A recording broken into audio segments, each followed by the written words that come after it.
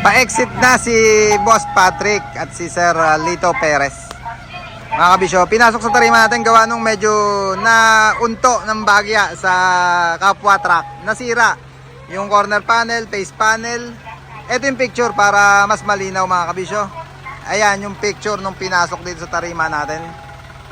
At syempre, heto na siya ngayon. Ayun para walang nangyari. Nagkaroon pa ng corner panel. Lagyan natin jet Inoue mga kabisyo sa Plus Japan. Pati yung loob niyan chrome din. Double chrome. Okay, Boss Patrick. Yan. Siyempre pati yung mukha niyan, niretouch na ng pintura. Balik naman sa dating kisig niya. Lalong umisig pa.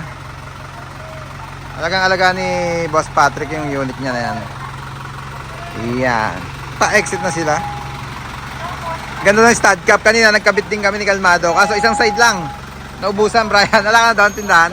Walang stock. Pero may darating naman. Mga next week. Makukumpleto na yung stud cap ni Hijacker.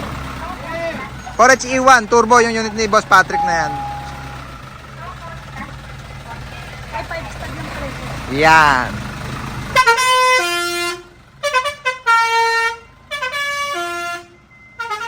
Yan. Certified kabisyo yan si Boss Patrick Perez.